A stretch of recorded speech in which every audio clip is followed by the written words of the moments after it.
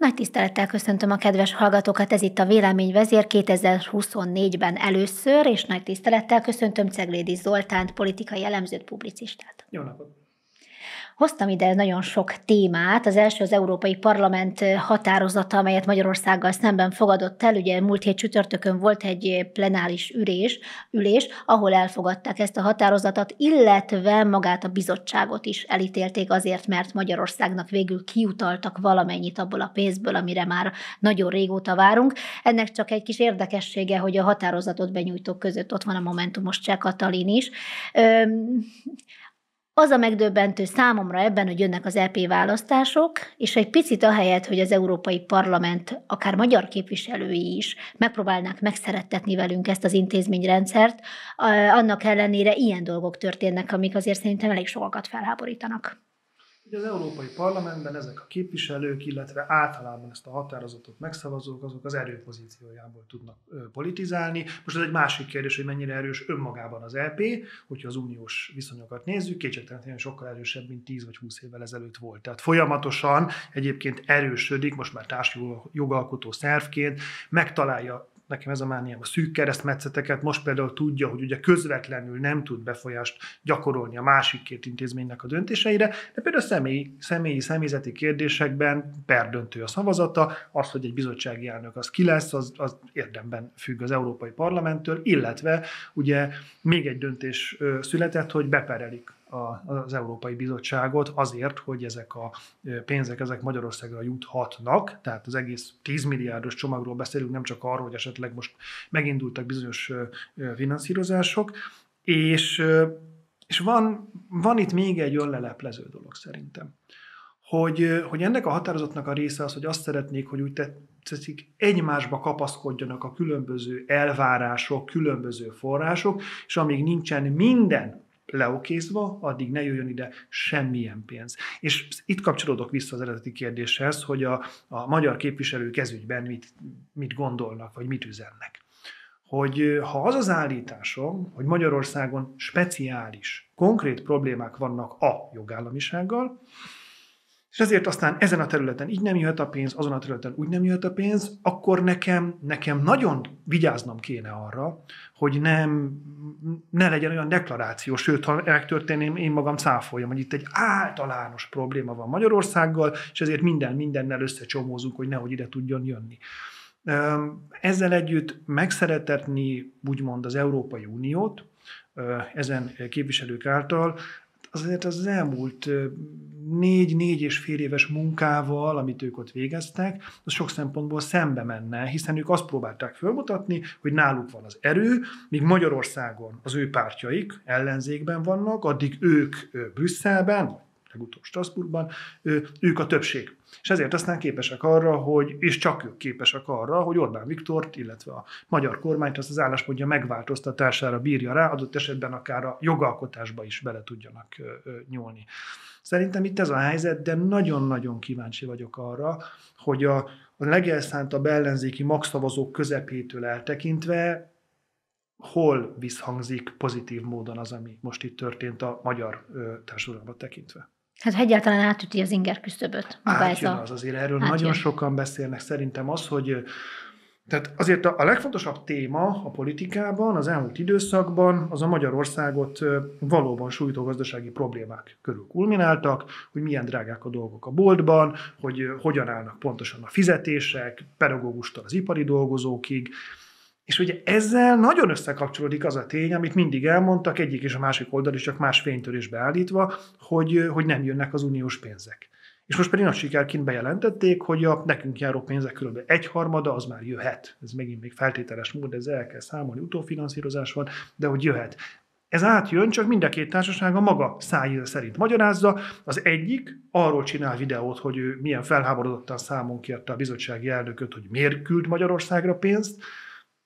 Megint mondom, nem látom ennek az üzenetnek a címzettjeit tömegesen a magyar társadalomban. A másik meg arról csinál diadalitás videót, hogy ő legyőzte a bizottságot, ha úgy tetszik, kikávézta őket az álláspontjukból, és jönni fognak a nekünk járó pénzek. Na de azért még itt valamennyi pénz ugye megérkezett, és ezt pedig annak tulajdonítják, hogy születhetett egy háttéralkú Ursula von der Leyen és Orbán Viktor között, hogy akkor majd mi elállunk az ukrajnai segélyeknek az útjából. Ugye ezzel az a nehéz, hogy ezt soha senki nem fogja elismerni. Miközben pontosan tudjuk, hogy tehát ha azt feltételezzük, hogy igaz, amit az egyik oldalról mondanak, hogy nem csak konkrét jogállamisági problémák vannak, hanem általában is vannak politikai kifogások Magyarországot illetően. Nem tudom, legutóbb az LMBTQ plusz ügyeket említették, amelyek ugye nem hatnának ki, nem tudom, az Erasmus pénzekre, de mégis mindennel össze próbálnak madzagolni. Szóval ebben az esetben elég valószínű az a feltételezés is, hogy Ukrajna ügyében is van egy alkú folyamat. Néha elszólják magukat ezzel kapcsolatban, itt is, ott is. Hallottam már erre történő utalást Orbán Balástól, hallottam uniós vezetőktől, politikusoktól is, tehát nyilván ezt nem fogják kitenni a kirakatba. Ugyanakkor az egyik legfontosabb dolog, amivel kapcsolatban stratégiai döntések sorozatát kell hoznia ma az európai vezetőknek, az, hogy mit tervez, mit prognosztizál Ukrajna kapcsán, és ezzel összefüggésben a tengeren túli szövetségeseink mit csinálnak, az Egyesült Államok ezzel mit kezd, és mi magunk mire vagyunk képesek ez ügyben. Ezt el kell dönteni, és ebben vannak megint csak szűk keresztmetszetek, egy-egy tagállami vétó, a tanácsban egy-egy kormányfőnek a szavazata, most már valószínűleg nem is csak egy lesz, tehát hogyha a ficói álláspontot nézem, akkor azért ott is árnyalódik. Biztos vagyok benne, hogyha mondjuk Hollandiában a választáson győztes Fidesz az valóban kormányfő tud lenni, akkor az ő szavazata is ez ügyben árnyaltabb lesz. Meglátjuk, mi történik. Én nagyon valószínűleg tartom azt, hogy a háttérben ilyen tárgyalások is vannak. Azért a Magyarországnak, a magyar kormánynak Ficó még kevés, nem? Ebben a küzdelemben. Mindig jobb, hogyha valaki mellettünk áll a bajban, és nem mi vagyunk az állandó vétó királyok. Tehát e tekintetben ez nagy segítség. De inkább tartalmi gondok lehetnek. Tehát ugye én alapvetően a politikai kommunikáció felől jövök, és az egyik nagyon fontos ügy, hogy nem lehet állandóan fölemelni a cilindert, és megmutatni, hogy ott van alatta a nyuszi. Tehát kellene valami illúzió, kellene valami hitet adni a közönségnek abban, hogy itt valami magasztosabb dolog történik, és hogyha állandóan arról beszélünk, hogy mindenki a barátunk, aki aktuálisan hajlandó velünk szavazni, és mindenki az ellenségünk, akinek nem tetszik valamelyik állításunk, akkor nagyon-nagyon elfenek leszünk. Azért Robert Ficóval rengeteg baj van, nézzük azt, hogy ő hogyan viselkedett a múltban az ott élő határon túli magyarokkal, nézzük azt, hogy ő maga hogyan viszonyul egyébként a törvényesség kérdéseihez. Nem lehet azt mondani, hogy olyatén módon lenne természetes szövetségesünk, mint amit egyébként korábban gondoltunk például a lengyelekről. Ahol megint csak most azt kell eldönteni, hogy mennyire sértődünk meg az aktuális kormányra. Na egy picit akkor még maradjunk itt a belpolitika részénél és Budapestnél. Ugye talán ez az egyik nagy téma, amit volt az elmúlt hetekben, Európai Unió és mi, határozat, pénzek jönnek, nem jönnek. A másik meg, ami érdekes módon így berobbant itt januárban, itt az év elején, ez a BKK bérlet, járatritkítások, Karácsony Gergely, Vitézi Dávid, és a többi, ki lesz itt főpolgármester jelölt, majd tehát amikor az EP választások is vannak, ugye önkormányzati választások is lesznek. Nem is tudom, hogy az emberek, vagy a budapestieken kívül egyébként érdekli-e a nagy magyar közönséget ez az egész cirkusz, ami zajlik, meg az egymásnak való üzengetés a közösségi oldalon és fénykép elemzések, mert látszik ugye most, hogy ez is történik. Hova tegyük ezt az egészet? Mi zajlik, mi folyik? Ez egy ellenzéken belüli helyezkedés, vita azért, hogy Karácsony Gergelynek a pozícióit rontsák, vagy hogyan értelmezzük ezt? Nézzük sorba, hogy érdekli az embereket, akik nem Budapesten laknak, és nem ide járnak dolgozni vagy tanulni. A tekintetben igen, hogy Lázár János azt jól találta ki magának, hogy az ország többsége az nem budapesti, és a Budapestről nézve vidékinek titulált emberekben létezhet egyfajta averzió azt illetően, hogy a hírek azok a fővárosról szóljanak, hogy a sajtó, a közlekedés az mind-mind ott legyen, és a Lázár Jánosnak tud az lenni az ajánlata, hogy na, most nem Budapestre költjük el ezeket a pénzeket, hanem fejlesztünk belőle, nyilván utóbbi részét szúrta el. Tehát azt nem lehet mondani, hogy Budapestről leveszem a pénzt, és egyébként vidéken is megszüntetek egy csomó vasúti szárnyvonalat, de hogyha ez az üzenet, az igenis érdekli a nem Budapesten élőket. Mert azt tudja mondani, hogy most akkor végre nekünk jut, Budapest az átlagos fejlettségi szint másfél szeresét hozza, most adjunk oda pénzt, ahol nem érik el az egyet sem. Ha azt próbálom rekonstruálni, mi történt, akkor van egy dolog, amit tudunk, és egy másik, amit sejtünk. Kezdve az utóbbival. Az, hogy a Budapest bérlet használhatóságát, jelesül, hogy az a megvásárolt budapesti bérletemmel felszállhatók-e a Budapesten belül közlekedő MÁV, Volán járatokra, előbbébe beleértve a hívet is, hogy ennek kapcsán lett egy vita, egy többkörös veszekedés színfalak mögött, nyilvánosság előtt, majd végül egy farabuci megoldás, ami jól értem márciusig tart csak. Szóval, hogy itt nem látjuk pontosan, hogy ki húzta be a kéziféket, ki hozott olyan döntést, hogy ne legyen egy megjutató megoldás. Ugye a Lázári álláspont az, hogy egy minimálisan az infláció összegét sem elérő emelést javasoltak a főváros által fizetendő összegben, míg a főváros azt mondja, hogy azért nem lehetett megállapodni, és mégsem állapodott meg velük a főváros, még a főváros azt mondja, hogy azért nem állapodtak meg, mert nekik sokat kell fizetni, és sokkal kevesebb pénzt kapnak. Ezt nem tudjuk. Azt tudjuk, hogy ez a konfliktus senkinek nem volt jó. Amit tudunk ezen túl, ez a másik oldal, a járatritkítás. Hogy én nem tudom, hogy kirúgott-e bárkit Karácsony Gergely az ő hivatalából az első nap, amikor ez a sajtóban megjelent, de ki kéne. Tehát, hogy ha politikai szempontból, politikai kommunikáció felől jövök, ha politikai szempontból nézem, akkor az újraválasztásom előtt 4-5 hónappal csinálni egy járatritkítást. Tudjuk, hogy a fővárosiak számára az egyik legfontosabb fővárosi ügy az a közlekedés. Mindig is az volt. Nemzeti Gábor alatt is az volt, Tarlós István alatt is az volt, most is. Ezt megcsinálni, ez egy politikai értelemben vett öngyilkosság. Másfelől meg azok, amik kiderülnek ezzel kapcsolatban, hogy először valami Facebook oldal ír meg erről valamit, akire később mondják azt, hogy vele ezt egyeztették, miközben ő ezt láthatóan, ha beleegyeztették volna, akkor nem úgy jelenteni be, hogy ezt most tudtuk meg, micsoda felháborító dolog, és akkor rakosgatja össze az információkat, hanem mikor egyeztették volna vele, akkor kiabált volna. Szóval, hogy ez megjelenik, és akkor a BKK vezetője bocsánatot kér azért, amit a Karácsony Gergely 1 órával később tagad, hogy ez nem is úgy van. Ma, amikor beszélgetünk, egy olyan közleménnyel jelentkezett a főpolgármester, hogy tudniillik mennyi minden sűrűsödik, meg azért kell, azt nem mondja ki most már járatot ritkítani, csak átszervezni, hogy a Bajcsin megint járasson a villamos, ami hát én azt gondolnám, hogy nem biztos, hogy azzal kell kezdeni egy Bajcsi-Zsilinszky közlekedő villamos terveit, hogy máshol az emberek nehezebben jutnak be, mondjuk odáig. Tehát, hogy mindebben a káoszban az látszik, hogy a városmenedzsment az valamiért az elmúlt 4,5 évben sem lett egy prioritás a főpolgármester számára. Sajnos ki kell mondani. Ugye az látszik, hogy ő korábban miniszterelnök szeretett volna lenni egészen 21 közepéig, amíg ugye volt az előválasztás, úgy nézett ki, hogy ő is lesz az ellenzék vonatkozó jelöltje.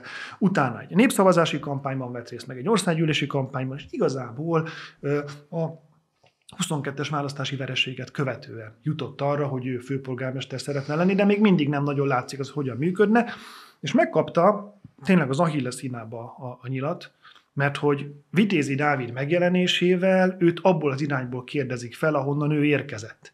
Tehát míg Tarlós István be lehetett tolni korábban a fideszes, tehát e tekintetben főváros ellenesnek titulált politikai erő helyi végrehajtójának a szerepébe, és jöhetett Karácsony Gergely, a mosolygós fiatalember, aki jót akar mindenkinek, és ért, hogyan kell várost vezetni. Most azt látjuk, hogy van egy magyarázkodó főpolgármester, aki nem tudjuk pontosan, hogy a szervezetet hogyan vezeti, milyen utasításokat ad. Az látszik, hogy van egy káosz azt illetően is, hogy akkor most több vagy kevesebb busz, trolli, egyebek járnak-e. És jön valaki, azért azt nem szokta senki mondani, hogy Vitézi Dávid ne értene a közlekedéshez. És pont ebből az irányból kérdezi föl. Szerintem ez egy nagyon érdekes helyzetet teremt, ugyanis, és ez a harmadik eleme ennek, nem látjuk még a Fidesz jelöltjét. Ugye mindig a Fidesznek van nehezebb dolga, hogyha a főváros meg akarja hódítani. E tekintetben Vitézi Dávid olyan szavazókat is elérhet, akit egy fideszes nem. És ugye azon kívül, hogy nem látjuk azt, hogy Karácsony Gergely hogyan is vezeti, vagy hogyan menedzseli ezt a városvezetéses dolgot, ügyet, azon kívül azt se látjuk, hogy mennyire egységes egyébként a városvezetése, nem? Hát azért a fővárosi önkormányzatban ott vannak prominens DK-s képviselők, akik nem minden esetben gondolom, hogy Karácsony Gergely hívek is lennének egyben.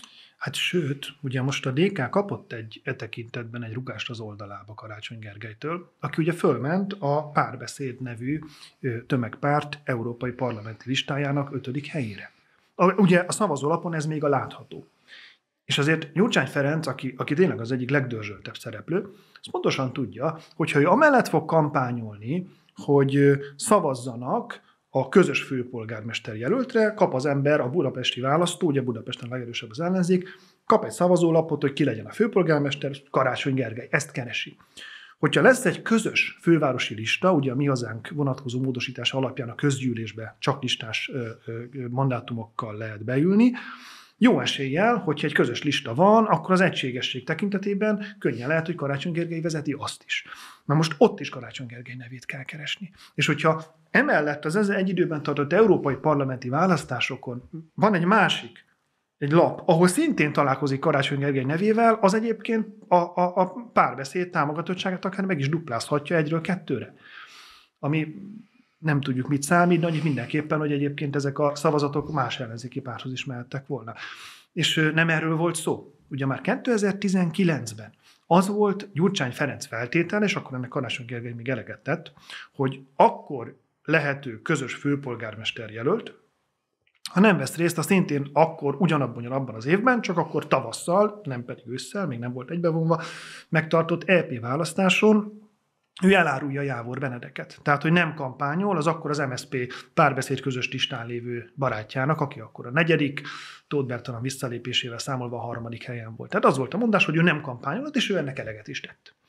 Most viszont a jelek szerint beleáll ebbe, visszament a Párbeszéd vezetésébe, nem elnök, de elnökségi tag lett, ez megint releváns dolog, és ha így nézzük, akkor azok a DK-s szereplők a Városházán, de ami még fontosabb a közgyűlésben, ugye nekik van a legtöbb polgármesterük, és ez jó eséllyel így is marad a következő körre is, akkor már nem a közgyűlésben lesznek, de a listás szavazáson is valószínűleg olyan elosztás lesz, ahol a DK-sok lesznek a legtöbbet a közgyűlésben. Szóval számukra Karácsony Gergely az a civil jelöltből, a városvezetőből, abból visszamegy egy pártpolitikai vetélytársá, amivel kezdeni kell valamit. Szerintem most lesz egy komoly újratervezés a DK-nál. Na, akkor még pár szót Lázár Jánosnak erről a Vidék-Budapest kifejezéseknek a használatáról. Az, amit Lázár János csinált itt a BKK bérletek körül, egyébként sokakban keltheti azt az érzetet, hogy megint egy picit így tol Budapesten. Tehát, hogy mintha a kormány megint egy olyan gesztust tenne, hogy Budapest az mintha egy ilyen különálló kis rezervátum lenne itt Magyarországon belül, az egy külön ügy, és foglalkozzunk a Magyarország többi részével. Ez mennyire jön be akár a budapestieknek? Én nem látom ezt a politikai harcot Budapestére a Fidesz részéről. Sőt, szerintem ezt nem a Fidesz döntött el. Tehát ez szerintem egy lázári húzás. Lázár János tárcavezetőként egy folyamatosan változó, bővülő portfóliót vezet, és nem vagyok meggyőződve róla, hogy kifejezetten ezt a bérletkérdést, ezt láttuk az improvizatív oda-vissza üzengetésekben, ezt kormányszinten, vagy akár Orbán Viktorral egyeztette volna.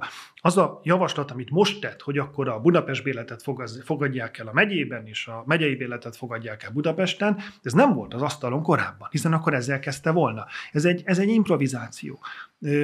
Ugye Lázár Jánosnak, szerintem érdemes erre egy pár mondatot vesztegetni, Lázár Jánosnak egy nagyon érdekes útja van vissza a nagypolitikába. Ugye ő túl erős volt, sokan ezt mondták, Orbán Viktor félrepakolta, elkezdte építgetni a vidéki Lázár János képet, volt ugye ez a jószágigazgató, de ő azt tervezte, erről szólt minden bejelentkezésre, hogy ő ezzel fog foglalkozni, hogyha visszatér a kormányba. Ehhez képest kapta meg a leépítési minisztériumot, ahol ugye építeni kéne, de csak arról tudunk, hogy miket húzott le piros tintaceruzával a különböző beruházási tervekről. Majd megkapta a közlekedést, amivel megint csak Magyarországon leginkább csak konfliktusokat vesz a nyakába az ember, nagyon nehéz vele, pláne rövid távon sikert elérni, és a harmadik eleme ennek, hogy most bejelentette, hogy ő nem indul egyéniben, tehát ő úgy lesz mostantól politikus, vagy legkésőbb 2026-tól, hogy nem lesz meg a Hódmezővásárhely és környéke hátország számára, hanem csak Orbán Viktortól függ, mint a kormány többi tagja, szinte minden tagja, nagyon kevesen nyernek egyéniben, hogy milyen listás mandátummal és innentől kezdve milyen politikai erővel rendelkezik. Szerintem most ezt látjuk Lázár János körül kialakulni, ő ebben a térben mozog, és a Budapesttel kapcsolatos tervek azok alapvetően nem róla szólnak. Szerintem itt egy általános tanácstalanság, egy régóta húzódó restancia van a Fideszben, hogy mit kezdjenek a fővárossal, és az utolsó gondolatom ehhez, az nekik egy nagy hibájuk volt, hogy a Füriyes projektet elszúrták. Tehát, hogyha ott jobban odafigyeltek volna, hogy Füriyes Balást az milyen irányba építik, tehát ott két nagy hiba volt, az egyik, hogy ki kellett volna venni a kormányból, és a kormány környékéről is, mert nem lehet egyszerre valaki kormánypárti döntéshozó, és kéri a budapestiek támogatását, ez nagyon ritkán működik. A másik, hogy nem lett volna szabad őt egyéniben elindítani, és annak függvényévé tenni, ugye egyéni országgyűlési képviselői mandátumért, ez a kettő ez nem összepasszintható. Neki egy hosszú távon kellett volna futnia, maratont egészen mostanáig, hogy épüljön, és akkor lehetett volna, hogy a budapesti ember, őt elszúrták, mást meg hát most a Szentkirály Alexandrát nem szokták Budapestről kérdezni, csak néha bedobják a nevét. Ugye Ferenc Orsolya neve merült még fel, most, hogy ez mennyire komoly, vagy mennyire csak pletyka szintű, azt nem tudom. Ő lehetne egy ilyen szimpatikus jelölt, nem? Főleg, hogy nő is, tehát akár ez még... Jó, csak ne essünk abba a csapdába szerintem, hogy azért, mert vannak bizonyos progresszív elvárások a politika egy részéről a személyzeti politikát illetően, azért önmagában előnyként tételezzük azt, nem azért van itt, mert nő, hanem azért, mert ért a munkájához. Ferenc Orsolya esetében szerintem az időtényező a probléma. Tehát, hogy ő jelen van a nyilvánosságban, ő tényleg egy nagyon okos, a szakmájához nagyon értő közszereplő, aki eddig semmit nem mondott még a fővárosról. Legutóbb volt kritikus a vezetést illetően, de nem erről ismerjük. Tehát Vitézi Dávidról pontosan tudjuk nagyon régóta, hogy mit gondol erről. Vicces módon Kubatov Gáborról is tudjuk, vagy Kocsis Mátéról is tudjuk, hogy mit gondol a fővárosról, ha akár csak részeiben is, és ez még igaz Láng Balázsra is, bár ő ez ügyben most már kevésbé szokta magát exponálni. Ferenc Orsolyánál nem tudom, hogy lehet-e olyan intenzív kampányt csinálni, ami érdemi eredményeket hoz, és a Fidesznek az nem jó, hogyha ők kapnak a fővárosban, nem tudom, harmadik helyezettként 18%-ot. Akkor lehet, hogy nem indítanak senkit? Én az ő helyükben ezen gondolkodnék most.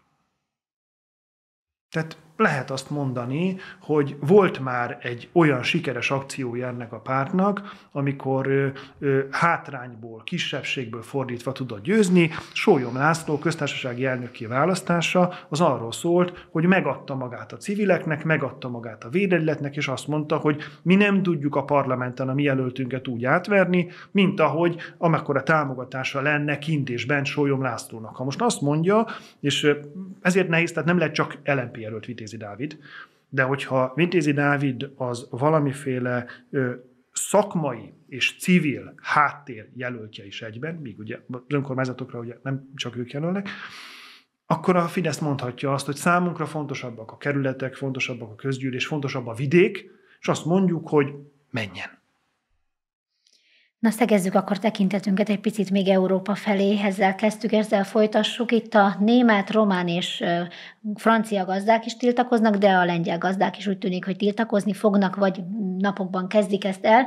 Ugye Németországról kapunk híreket most már egy-két hete, meg képsorokat, hogy mi zajlik ott, és minthogyha az európai elit annyira nem rezonálna mindezekre. És számomra ezért is volt megdöbbentő a múlt csütörtöki európai parlamenti ülés, és ezzel kapcsolatban a magyar határozat, mert azt gondolná az ember, hogy vannak Európának fontosabb, nagyobb ügyei, gondjai annál, mint hogy Magyarország most kapott egy kis pénzt. Emlékszünk-e arra, kicsiből bontom ki a nagyot, hogy Márki-Zay Péter miről beszélt az ő országgyűlési miniszterelnöki választási kampánya kapcsán? Sokszor partikuláris dolgokról, fecseget mindenfélét, és eközben az volt a percepciója körülötte kulmináló sajtó értelmiségnek, elitnek, hogy zárul az olló, és ő most már mindjárt megveri Orbán Viktort. Én azt gondolom, hogy ez a visszhangkamra, ez hasonlóképpen jelen van európai méretekben is, és az igazság pillanata, ez a lucidum intervallum, ez csak a nagyon technikailag meghatározott helyzetekben választásokkor tud előjönni. Illetve néha vannak nagyon nagy tüntetések, vagy a gazdaság számai azok olyan módon jönnek szembe, amit már nem lehet meghajlítani, de amit most látunk Európában, annak az igazi jellemzése, a nagyságrendjének a megítélése az európai parlamenti választásokon fog megtörténni tisztán. Listás, arányos választás. A németek, ha azt gondolják, le tudják adni a szavazataikat az AfD-re, a franciák Le Pen pártjára, és hosszan sorolhatnám. Szerintem mindaddig, amíg nem jön szembe a választás, ahol a fülke magányában mindenki azt csinál, amit akar, addig közvetett információink vannak. Egyébként pro és kontra, tehát az, hogy hányan tüntetnek, ezt tudjuk a korábbi traktortüntetésektől is, nem a gép, hanem a benne ülő ember létszáma ilyen szempontból, amivel valóban számolni kell. És a másik oldalról meg nyilván, hogy miért tüntetnek. Ha jól értem, akkor most megpróbálják benyomni az előbb említett média elit ezt az egészet egy szélső jobboldali kalickába. De hát ezt láttuk már, hogy nem, ez megint csak Magyarországon sem működött, és nemzetközi méretekben sem működik. Ezzel nem azt érik el, hogy karantén lesz, hanem azt érik el, hogy ők lesznek a másik. Ők lesznek, ahogy az AfD nevében is benne van, az alternatíva. Igen, pont ezzel akartam folytatni, ugye ő megpróbálják azt mondani, hogy a szélső jobbnak töri az utat, most ez a gazdatüntetés, és az AfD áll mögötte, de hát itt arról van szó, hogyha az AfD beszél olyan problémákról, ami az embereket érinti, akkor mondhatjuk azt, hogy AfD-sek. Ezeknek a problémáknak egy jó része az nem helyben keletkezett, a következmények azok, amiket helyben éreznek. Az, amit korábban is említettünk, hogy Ukrajnával kapcsolatban úgy a tagállamoknak, mint az egész Európai Uniónak stratégiai döntéseket kell hozni, az nem azért van, mert mi azt gondoljuk, hogy az dolga a politikának, hanem azért, mert egyébként nem tud tovább menni. A gazdák esetében az ukrán mezőgazdaság jelentette kihívások egyfelől, az Ukrajnának jutatott támogatások másfelől, amik ott vannak, és mindehhez még társul egyébként egy ilyen zöld vita, bár azt hiszem, ha jól láttam, a németeknél már pro és kontra is megjelennek a zöld érvek, tehát hogy egyszerre beszélnek arról a tüntető német gazdák, hogy az, amit a zöldítés jegyében rájuk vernek az üzemanyag kapcsán, az elviselhetetlen teher, másfelől meg beszélnek arról, hogy ők meg akarják védeni mondjuk a génmódosított terményektől a piacaikat. De ez megint csak, hogyha megnézem, hogy mondjuk Lengyelországban miért tüntetnek, az még csak nem is most kezdődött. Már a Morawiecki kormány ellen is tüntettek. Ugye ott is hasonló problémák miatt jönnek az ukrán termények, ezzel probléma van. Nagyon érdekes, a Tusk kormány megalakulása az szerintem kritikája annak, ahogy a megelőző lengyel kormány korábban Ukrajnával kapcsolatban működött. Ők nagyon jó tanulók voltak, kiszolgálták azt maximálisan, amit a nemzetközi nyilvánosság, illetve az Egyesült Államok elvárt tőlük, lám lehettek, de náluk is tudtak ukrán barátabbak lenni Tuskék. Ugye Romániában az ukrán termékek vámmentessége ellen tüntetnek, ami szintén egy olyan létező probléma egy ilyen agrárországnál, amit nem ők találtak ki, meg nem a szélső jobboldalhoz köthető, ez egy gond. És hát ott van Franciaország, ami híres arról, hogy utcára vonulnak a tiltakozók, és bírálják a kormányt, de hát Macron éppen nagyon rossz köröket fut, kormányválság, miniszterelnökcsere. Látjuk azt, hogy ez nem megnyugtató a franciák számára. És még valami.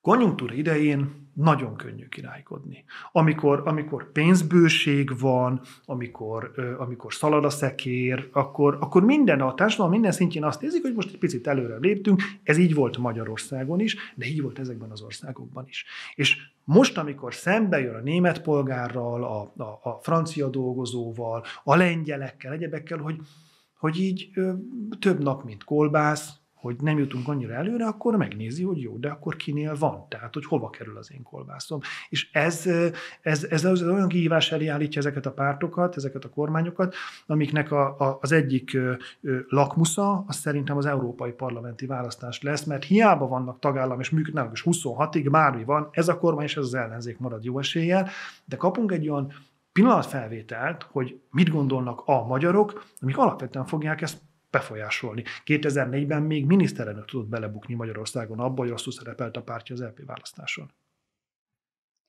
De hogy hol tart ugye az európai vezetés, vagy az a szűk mag, aki igazából meghatározza itt az Európában történő dolgokat, és mennyire van elszakadva az átlagembertől a magyar, a francia, a román választótól, azt ugye talán lemérhető abban is, hogy a Davoszi Világfórumon most Ursula von der Leyen itt a dezinformációkról beszélt, és arról, hogy olyan alternatív médiák jönnek létre, amelyek olyan dolgokat sugallnak, vagy mondanak az embereknek, amik szembe mennek az igazsággal, ami igazságot nem tudjuk, hogy milyen mércéhez köthető, vagy milyen filozófiai irányzathoz, hogy Ursula von der Leyen fejében ez hogy jön össze, és akkor itt kötném át a másik témánkhoz is ezt az egészet, mert talán itt legalábbis én most személyesen úgy érzem, hogy a fake news, a dezinformáció az a koronavírus kapcsán jött előtérbe, és megéltük, megtapasztaltuk azt, hogy ami fél évvel ezelőtt dezinformációnak minősült, fake newsnak, és akár büntetéssel is járt, ha az ember ilyen riogatást tett közzé mondjuk a Facebook oldalán, az később egy elfogadott álláspont, vagy legalábbis már nem üldözött álláspont. És itt a koronavírussal kapcsolatban kérdezném azt, hogy ugye rájött az orosz-ukrán háború, aztán itt van a közel-keleti háború, és úgy érzem, hogy nem dolgoztuk fel mindazt, ami történt a koronavírus alatt, márpedig az egy olyan fordulópont volt, amit utána lévő válságoknál ugyanúgy látunk megtörténni forgatókönyv szerint. Szerintem van egy önvédelmi mechanizmus a kollektív tudatban, ami ezeket a nagyon rossz emlékeket, ezeket megpróbálja felejteni. Vicces pro és kontra.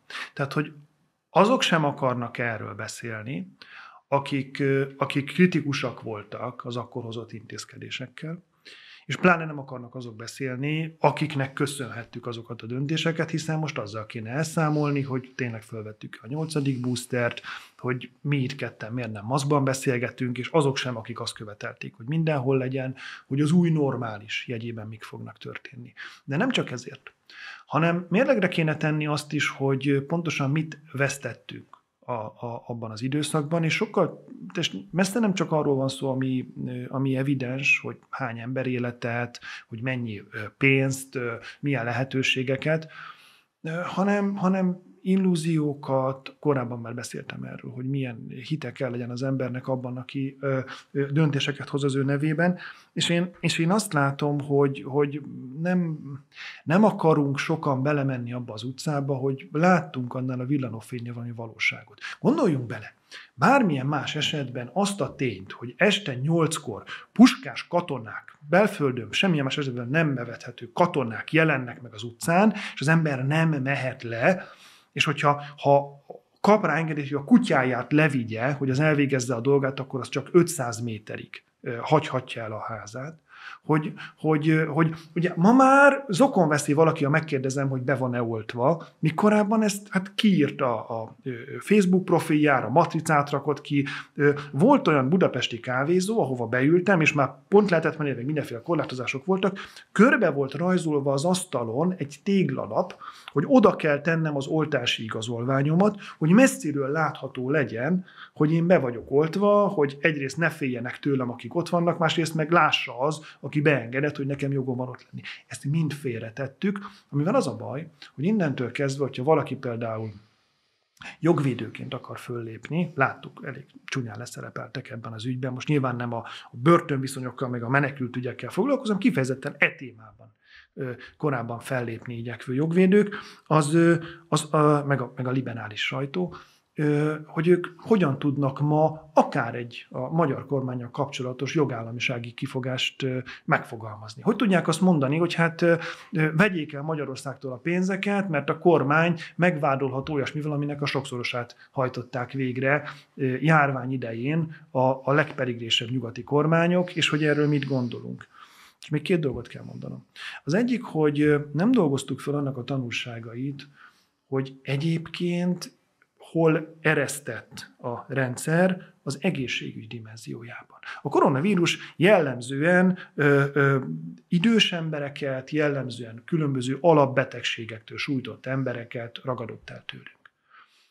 Miért van ez így? Egy előregedő nyugati társadalom mit akar ezzel kezdeni? Erre nem az a megoldás, hogy bezárjuk az iskolákat, Hogyha egyre tovább és egyre egészségesebben akarunk élni, akkor ez kell egy infrastruktúra, kell egy azt működtető társadalombiztosítási rendszer, kellenek emberek. Tehát azzal valóban szembesültünk, hogy nincs elég dolgozó a kórházakban. Ma sem ér ki időben a mentő, bocsánat, nem riogatni akarok, ez tény. Csak amikor egy popstárhoz vagy egy színészhez nem ér ki, akkor címlapon van, a hétköznapokban pedig ezt betudjuk annak, hogy ez nem működik. Ezzel se kezdtünk semmit. És van egy harmadik része ennek, amivel kezdtem. A geopolitikai dimenzió. Az a WHO, ami most mindenféle jogosítványokat akar magának, az óckodik kimondani Kína nevét is ezekben az összefüggésekben, holott ha valamit tudunk, az azt, hogy miközben arról beszélünk most már sok éve, hogy a wuhani piacon valaki egy tobzoskával fűszerezett denevérlevest megevett, és így indult el a vírus. Véletlenül ugyanebben a városban egyébként egy koronavírus kutatással foglalkozó, a többek között amerikai finanszírozású labor is volt, amelynek a tudósai is már, azért COVID-19 a neve, már 2019-ben megbetegedtek. Mindenről nem beszélünk, szerintem ez vissza fog ütni, megint csak legkésőbb az európai parlamenti választáson látni fogjuk azt, hogy ha valaki, és látok erre szándékot, valaki a korábbi jogkorlátozásokat, a Covid-ra, tehát hivatkozott, tehát jogkorlátozásokat a kampánya középpontjába állítja, akkor az több vagy kevesebb szavazatot kap azokhoz képest, akik a dezinformáció ellen akarnak küzdeni. Na hát ugye azt mondtuk, hogy nem dolgoztuk fel, nem beszélünk róla, sokan nem szeretnek beszélni róla, hát egyedül a WHO az, aki beszél, ha nem is arról, hogy mi történt, de arról, hogy mit szeretne, arról igen. És azért is hoztam ezt témának, mert ugye az Egészségügyi Világszervezet főigazgatója úgy nyilatkozott, hogy nagy csapás lenne a jövő generációi számára, ha az országok elmulasztanák a világjárványok elleni küzdelemről szóló, jogilag kötelező érvényű globális szerződés megkötésére vonatkozó májusi határidő betartását. Hát ez a mondat számomra önmagában is 3-szor elolvastam, hogy pontosan mit jelent a kötelező érvényű, de mégis el tudjuk ezt mulasztani, tehát hogy akkor most ez kötelező vagy nem kötelező, alá kell írni vagy sem, mit is jelent ez a számunkra, és erről nem beszélnek, tehát hogy miről van itt szó? Ugye ez egy csúszós lejtő, általában azt látjuk, hogy sokszor tesztelik úgy a közvélemény, mint a döntéshozókat, hogy meddig lehet elmenni. Én emlékszem arra, amikor először bejelentették, hogy lesz egy nemzetközi oltási igazolvány, de nem úgy kell rá tekinteni, mint egy elektronikus útlevélre, ami nyilván tart minket és beenged ide vagy oda. A már említett példából kiindulva, tehát a vonatra nem lehetett felszállni nemzetközi járaton anélkül, hogy az ember ne lobogtassa a megfelelő nyelven, majd utána a megfelelő alkalmazásban szereplő igazolványat. Itt is erről van szó, ugye a WHO sokszor általában is azt látjuk, hogy ezekben az ügyekben, ez nem csak a járványokra igaz, szerintem a háború kérdéseiben, a klímaváltozás kérdéseiben is, a politikát alakítva sokszor nem az általuk is hangoztatott tudományos és jogállami megoldások mentén születnek döntések, hanem különböző divatoknak ülnek föl a szereplők. És aztán nem kell ezzel elszámolni. Ezért mondtam azt, hogy ezeknek a dezinformációs küzdelmeknek a legnagyobb szövetségese az amnézia. Tehát, hogy ne emlékezzünk arra, hogy tegnap még mi volt az, amit álhírnek minősítettünk. A WHO esetében is erről van szó.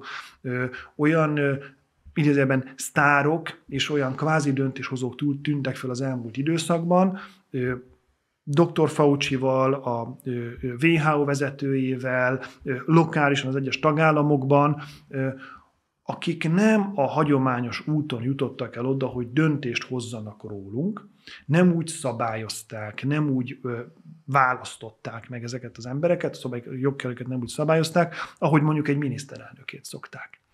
És én azt látom, hogy a WHO esetében is van nyilván egy utólagos igazolása annak, majd kísérlet arra, hogy amit ők tettek, az rendben van, de hát azért ez nagyon csúnya azt, amit mondok, a WHO-nak a járvány jó volt.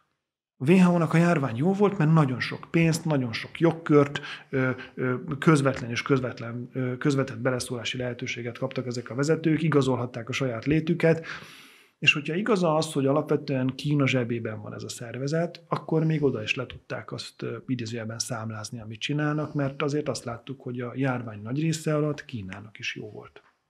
Na hát és akinek még jó volt, ugye az oltást gyártó cégek voltak, amelyekkel kapcsolatban egyre több olyan hírt lehet hallani, hogy perek indulnak, egészségügyi perek a mellékhatások miatt. Ugye az AstraZeneca az egyik olyan gyártó, akivel kapcsolatban több per is elindult, de nagyon érdekes, hogy ezzel kapcsolatban sem mondhatom azt, hogy ilyen híráradat lenne. Tehát egy-két nyúlfarknyi hírben lehet ezekről olvasni, hogy mi lesz ezeknek a kimenetele.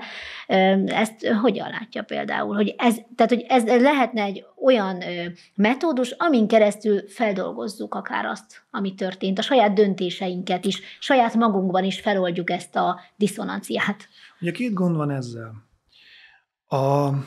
Az egyik, azt láttuk egyébként az amerikai bankcsődöknél, volt ez a too big to fail, tehát hogy túl nagy ahhoz, hogy elbukjon.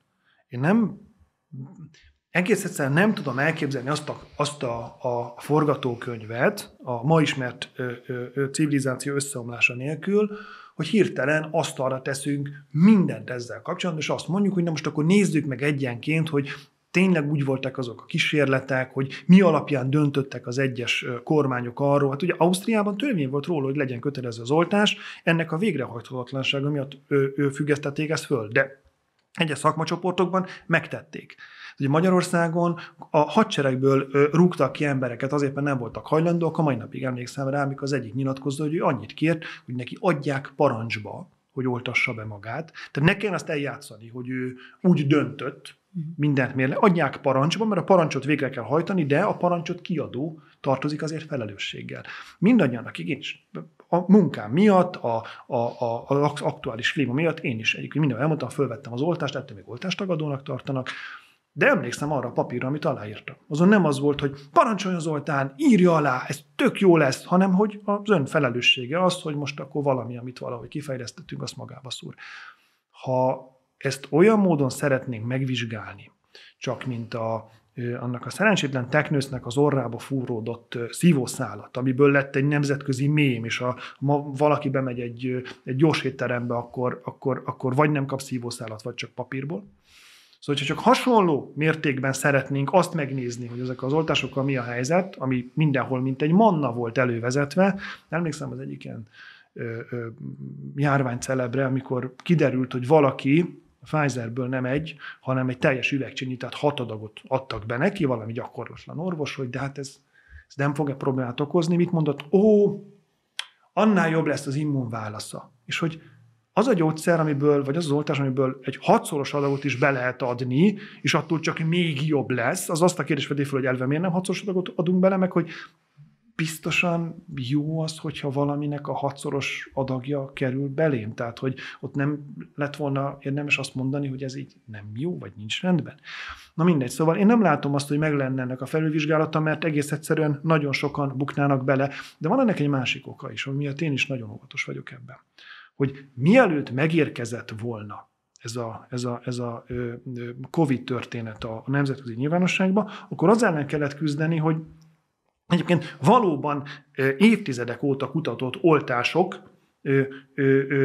időről időről történő divatalapú tagadásával korábban már kihaltnak, így gyerekbetegségek jelentek meg újra. És ez a felelőssége mindenkinek, aki az egyetlen igazságot és a dezinformáció ellenes küzdelemben lángpalosként előre tudományosságot akarja a kirakatba rakni, hogyha ő bukik, akkor helyette egyébként nem majdnem olyan jól fölkészült emberek jönnek majd, hanem akkor egy olyan koalíció, aminek részei a tényleg habókosok is. Tehát még egyszer mondom, én, aki beoltattam magam, én is ugyanazt az alusisakos oltástagadó címkét kaptam meg, mint az, aki azt mondta, hogy de egyébként a gyerekbetegségek se léteznek. Így ezt nem lehet csinálni. És ezért nagyon óvatos szerintem most mindenki, mert ha általában mondjuk azt, hogy az emberek, pláne a gyerekek, azok ne kapjanak oltásokat, akkor azt mondjuk, hogy ugorjunk vissza a tudomány azon stációjába, amikor még megbénultak, meghaltak akár a kicsik is, azért, mert nem tudtuk még megoldani, hogy megóvjuk őket különböző fertőzésektől, betegségektől. Nem akarunk hímlő járványt. Tehát ez a része ezért is nehéz. Szerintem van itt egy nagyon szomorú konszenzusa a nyilvánosság és a politika különböző szereplőinek, hogy titokban, és ez a legjobb forgatókönyv, titokban próbálunk tanulni ebből. Ugye időről időre most is rápróbáltak arra, hogy nem most megint kéne mégiscsak korlátozni, és Szerintem ez már nem megy át. Szerintem ilyen közvetve. Tehát a magunk kárán tanultunk ebből, soha nem fogjuk kimondani, hogy mit rontottunk el, de úgy megyünk tovább, hogyha legközelebb jön valaki, hogy hát mégiscsak küldjük haza a gyerekeket, és otthon tanuljanak, akkor szerintem minden szülő azt fogja mondani, hogy nem. Ugye idő után már Kínában sem működött, ahol azért nem nagyon szokták monitorozni, hogy mit szeretne a nép. Hát igen, csak a Kína ugyanakkor szeretne egy működőképes gazdaságot. Tehát azt látjuk, hogy Kína esetében a fő problémát az okozta, hogy mindig, amikor elindított egy újabb hiszti hullámot, mert sokszor jött arról hír, hogy hát Kínában már ilyen variáció van, az történt, stb. Azért ez mindig visszaütött az ő gazdaságára is. Tehát adott ponton túl már nem tudta azt megcsinálni, hogy jó, diktatúra vagyunk, lezárunk egész városokat. És ez mindenhol máshol is így van. Mindenki belebukott az ünnepelt, szigorú járványkezelők közül, mindenki belebukott az első olyan választásba, ahol mérlegretették az ő működését. De mit szóljunk azokhoz a politikusokhoz, akik a dezinformációt tartják a legnagyobb veszélynek, akár a jövőre való tekintettel? Tehát számomra ez mindig olyan furcsán hangzik. Hát ki mondja meg, hogy mi az a dezinformáció? Egy politikusnak mindig vannak politikai érdekei, mindig van egy története, egy sztoria, egy narratívája, hát ő fogja elmondani nekünk, hogy mi az igazság és a tény? De hát ugyanez igaz az újságírókra is. Tehát, hogy én miért... Tehát ki nevezte ki az egyik újságírót a másik újságíró fölé, hogy megmondja, hogy az ő cikkében írtak igazak-e vagy sem. Meg ennek is van egy óriási veszélye. Tehát, hogyha valaki azt mondja, hogy én tudom az igazat, és van olyan, hogy az igaz, és majd én így jobbra-balra elosztogatom a különböző cikkeket, hogy ez igaz, ez nem igaz, az első tévedésemnél is lesz. Az első tévedésemnél fogok szembesülni azzal, hogy leromboltam mindent, mert ha én tudom az igazságot, ezt állítom, és kudarcot szenvedtem, onnantól kezdve megint csak a leghülyébb habókosok is mondhatják azt, hogy nekik van igazuk, és nem lesznek eszközeink arra, hogy azt mondjuk, hogy na jó, talán az tényleg nem úgy történt. Tehát a tévedhetetlenséget és a vitára való képtelenséget, azt nagyon jó lenne elfelejteni ezekben a műfajokban, mert ez nem erről szól. Az élet színes, sokrétű, vélemények vannak, ízlések vannak, szembe kell állítani különböző érdekeket és értékeket egymással, és teljesen legitim dolog egyszer egyszer pedig azt tartani jobbnak. Minden szűkös. Tehát úgy csinálunk, mintha csak az lett volna a kérdés, hogy most akkor lezárva maradjon-e a világ 30 évig, mert nem bírjuk ki, ez teljesen világos volt. És ugyanúgy a dezinformáció esetében is. Hát biztosak vagyunk, hogy nem fog eszembe jutni, hogy kitől idézek, az a baj, talán Voltaire, hogy senkinek nem tud annyira igaza lenni, hogy a másiknak ne legyen igaza egy picit. Legalább a probléma felvetésben.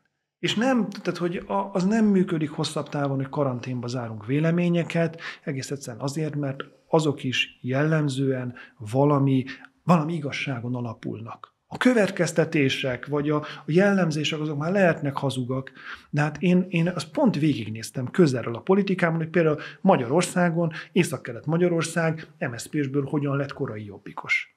Nem azért, mert ott hirtelen mindenki náci lett, hanem azért, mert azt mondták az ott élő emberek, vagy egy részük azt mondta, hogy hát, ha az náci dolog, hogy én azt mondom, hogy a szomszédom ne lopja el a sirkémet, hát akkor náci vagyok. És nem, te nem vagy náci, csak az a baj, hogy mindenki azt mondta neked, hogy megélhetési bűnözés, ezt el kell nézni, nem kell ezzel foglalkozni. És a dezinformációban is egy csomó minden kapcsán kiderült, hogy az aktuális amerikai elnök fiának a laptopjától kezdve a legkülönbözőbb ügyekig mégiscsak vannak valami ilyen pedofil hálózatok a demokrata párt környékén, és hosszan sorolhatnám.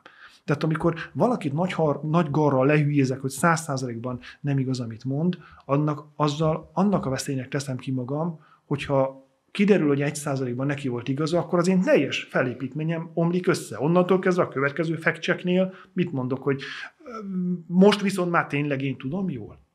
Érdemes lenne vitatkozni. Ceglédi Zoltán volt a vendégünk, politikai elemző, publicista. Nagyon szépen köszönöm. Köszönöm szépen.